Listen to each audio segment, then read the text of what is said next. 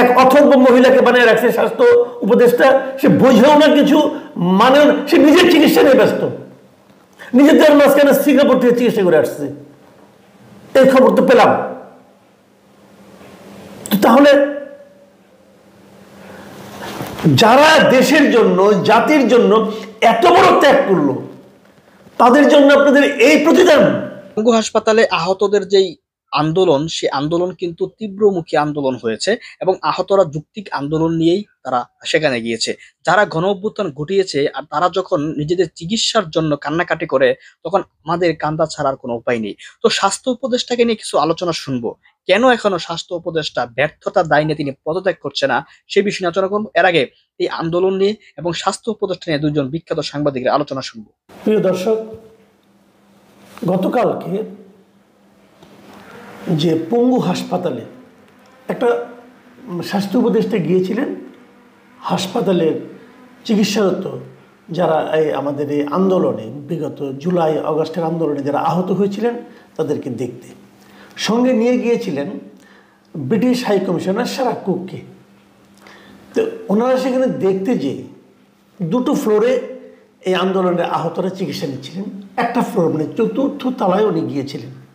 তাদেরকে কিছুক্ষণ দেখে উনি যখন চলে যান, তখন তৃতীয় তলায় যারা ছিলেন তারা আপত্তি করেছেন যে আমাদের তো দেখতে আসলেন না, আমাদের সঙ্গে তো কথা বললেন না, আপনি স্বাস্থ্য উপদেষ্টা, আমাদের তো কিছু কথা আছে, আমাদের সুচিকিৎসা নিয়ে আপনারা দেখছেন না কেন, সুচিকিৎসার দিকে নজর দিচ্ছেন না কেন, এবং আমাদের যে ক্ষতিপূরণটা দেওয়ার কথা ছিল 1 লাখ টাকা করে সবাইকে, সেটা তো আমরা কেউ পাইনি, অথবা 2-1 পেলেও বাকি ম্যাক্সিমাম পাইনি। এই বিষয়গুলো নিয়ে ওনারা আলাপ করতে চেয়েছিলেন। স্বাস্থ্য উপদেষ্টা নূরজাহান বেগম, তার এগুলো শোনার সময় ছিল না। উনি যখন তাদের সঙ্গে দেখা না করে চলে যাচ্ছিলেন, তখন এই আহত লোকগুলো ওনার গতিরোধ করেন এবং তারপর স্বাস্থ্য উপদেষ্টার গাড়িতে তারা আটকান এবং স্বাস্থ্য উপদেষ্টা নিজের গাড়ি রেখে অন্য গাড়িতে সারা কুককে নিয়ে চলে আসেন। এই ছিল ঘটনা। এই ঘটনা কালকে সকালের, কালকে মানে 13 নভেম্বর সোমবারের ঘটনাটা। যখন স্বাস্থ্য উপদেষ্টা পালিয়ে চলে এলেন, তখন এই আহতরা নিচে নেমে রাস্তা অবরোধ করলেন, সামনের রাস্তাটা। পঙ্গু হাসপাতালের পাশে কিন্তু চক্ষু ইনস্টিটিউট, সেই চক্ষু ইনস্টিটিউটেও অনেক রোগী ছিলেন যারা নাকি আন্দোলনে ছড়া গুলি, রাবার বুলেট এগুলি লেগে চোখে তারা আহত হয়েছিলেন, এবং তারাও এসে এখানে যোগ দেন, যে তাদেরকেও তো দেখতে গেল না। এবং দেখাটা ইম্পর্টেন্ট না, কিন্তু স্বাস্থ্য উপদেষ্টা নিজে ডাক্তার না, উনি একজন গৃহবধূই ছিলেন দীর্ঘদিন গ্রামীণ থেকে সরে যাওয়ার পর। তো উনি দেখতে গেলেই তাদের রোগ ভালো হয়ে যেত তা কিন্তু নয়, বাট ওনাদের কিছু অভিযোগ ছিল চিকিৎসা বিষয়, এবং একটা সহানুভূতি ওনারা চেয়েছিলেন যে এই উপদেশটা হয়েছে, তার এই এই মহিলাকে এবং এদের মতো লোককে উপদেষ্টা দ্বারা যে হতে পেরেছেন, সেটা কিন্তু এই যারা আহত আজকে তাদেরই ত্যাগের ফল। কিন্তু মাথায় রাখবেন না একটা জিনিস, এরা নিজেদের জীবনের এই যে কেউ আহত হয়েছেন, কেউ চোখ নষ্ট করেছেন, তাদের ত্যাগের ফলেই কিন্তু নূরজাহান বেগম এবং ওনাদের মতো যাদের নাকি আন্দোলনে বিন্দুমাত্র সংশ্লিষ্টতা ছিল না, আন্দোলনের আগে পাশে নূরজাহান বেগমের কখনো কেউ দেখেছেন? কেউ দেখেননি। তো এদের ত্যাগের ফলে উনি মন্ত্রী হয়েছেন অথবা উপদেষ্টা হয়েছেন, মন্ত্রীর মর্যাদায়, মন্ত্রী তো বলা যায়। তো যারা ত্যাগ করলো আর যারা পেল মন্ত্রিত্ব, তো তারা আশা করতে পারে না যে তাদের যে সুচিকিৎসা হচ্ছে না, এটাকে দেখবেন। এবং দেখুন, আন্দোলনে যখন নাকি সরকার পতন ঘটলো, তখন এই ছাত্ররা এবং সাধারণ মানুষের প্রধান দাবিটা কি ছিল বলুন তো? আপনারা মনে করতে পারবেন।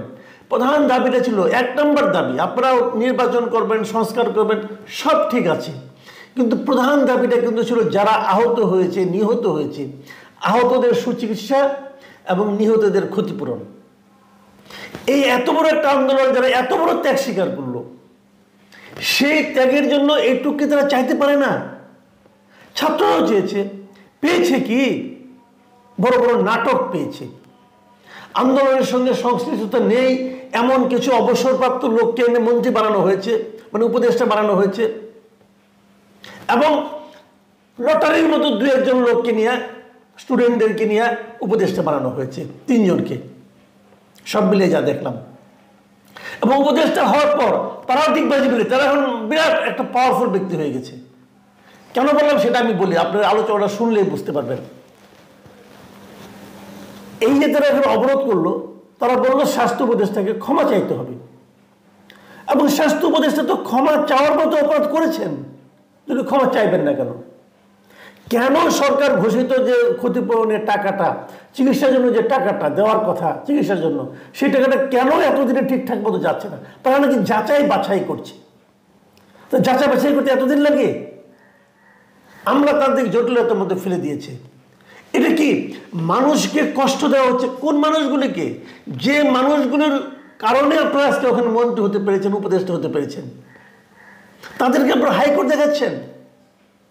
দেখুন, যখন নাকি স্বাস্থ্য উপদেষ্টা আসবে বলে তাদের মধ্যে ধারণা থাকলো না, এক পর্যায়ে তারা রাস্তা অবরোধ করলো এবং বললো, তারা দাবি করলো যে উপদেষ্টাদের কমপক্ষে 3-4 জন উপদেষ্টাকে আসতে হবে তাদের কাছে, তাদের কথা শুনতে হবে।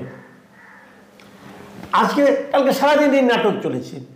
সকাল 12টা থেকে শুরু হয়েছে, দুপুর 12টা থেকে সারা রাত রয়েছে। আমি রাত্রে যখন ঘুমাতে যাই, তখন আমি কোনো সুখবর পেয়ে ঘুমাতে যাইনি। রাত্রে আমি ঘুমাতে গেছি কালকে 1টার দিকে।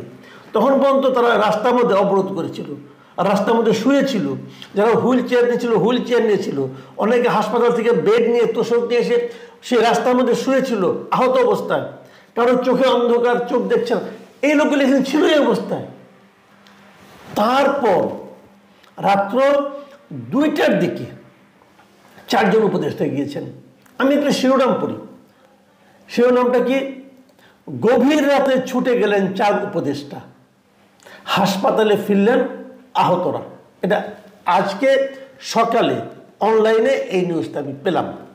আমি এই হেডলাইনের কিন্তু 2টো শব্দকে আপনাকে দেখাচ্ছি। সেই শব্দ দুটা কি? ছুটে গেলেন। ছুটে গেলেন মানে কি ভাই? ছুটে গেলেন মানে কি? মানে দৌড়ে চলে গেলেন। মানুষ কখন ছুটে যায়? যখন খুব তাড়া থাকে, দ্রুত বেগে যায়। ঘটনা ঘটেছে দুপুর 12টায়। দুপুর 12টার সময় তারা 4 জন উপদেষ্টাকে চেয়েছেন, যে একাধিক উপদেষ্টা, 3 জন উপদেষ্টা অথবা 4 জন উপদেষ্টা, কোথাও পড়েছে 3 জন, কোথাও পড়েছে 4 জনের কথা। তারা দাবি করেছে আসতে হবে। ওনারা 14 ঘন্টা পরে গিয়েছেন। এটাকে ছুটে যাওয়া বলে? এতক্ষণ লাগলো কেন আপনাদের ওখানে যেতে? আপনারা কি লাট সাহেব হয়েছেন ভাই? কি লাট সাহেব আপনারা হয়েছেন যে আহত ছেলেগুলো, আহত লোকগুলো ওখানে রাস্তার মধ্যে পড়ে আছে, আপনাদের যেতে পারেন না? এই সরকার দায়িত্বে আসার পর সবচেয়ে বড় কাজ, সবচেয়ে গুরুত্বপূর্ণ কাজ ছিল যাদের কারণে, যাদের ত্যাগের মাধ্যমে সরকার ক্ষমতা এসেছে, সেই ত্যাগী লোকগুলোর ত্যাগের স্বীকৃতি দেওয়া, তাদের সুচিকিৎসা করা।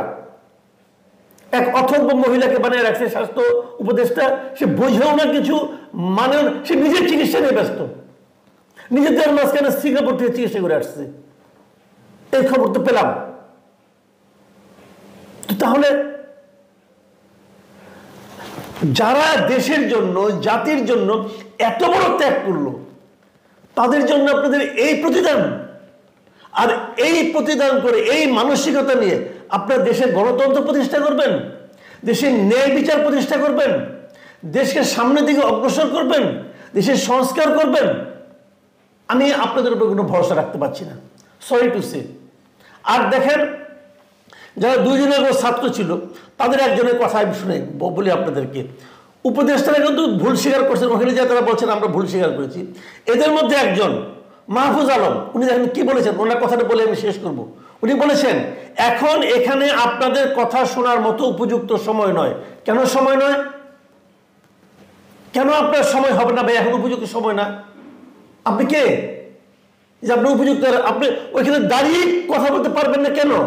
শোনা না শোনার কি আছে ভাই? দাবি তো সিম্পল, তাদের চিকিৎসা চাই। তারপরে কি বলছে? আপনারা কাল 2টার সময় সচিবালয়ে আসেন। এই আহত লোকগুলি সচিবালয়ে যাবে? সচিবালয়ে তো যাওয়া উচিত তাদের কাছে। মানে গ্রামে একটা প্রবাদ আছে না, যে 2 দিনের বৈরাগী ভাতের করে অন্ন, এদের হয়েছে এই অবস্থা। এখন আহত লোকদের সচিবালয়ে যেতে হবে। আবার বলতেছে কি, সেখানে আলোচনার ভিত্তিতে একটা রূপরেখা প্রণয়ন করা হবে। উনি আছে ওনার তাত্ত্বিক আলাপনিয়া, সেই রূপরেখা ডিসেম্বরের মধ্যে বাস্তবায়ন করা হবে। ডিসেম্বরের মধ্যে সবাই বাঁচবে তো ভাই? সবাই বেঁচে থাকবে তো? এটা কাদের সঙ্গে আমরা আছি? এটা কাদেরকে আমরা দায়িত্ব দিয়েছি? যারা এদেশের সাধারণ মানুষ ঘরের থেকে বেরিয়েছে, কিশোর ছেলে, সে গুলি খেয়েছে, গুলি খেয়ে বিছানায় শুয়ে কাতরাচ্ছে, তার চিকিৎসার জন্য এখন আলোচনা করা যাবে না, রূপরেখা বাস্তবায়ন করতে হবে। আগামীকালকে সচিবালয়ে আসেন, ওনারা সচিবালয়ে ঢুকে ওইখান থেকে বেরোতে পারতেছেন না। সচিবালয় যেদিন হাসপাতালে যাবে, সচিবালয় যেদিন এই রুগীদের কাছে যাবে, আমরা সেই দিনই আশা করতে পারবো যে এরা কিছু করতে পারবে। সবাইকে হাইকোর্ট দেখাচ্ছে, সচিবালয় দেখাচ্ছে।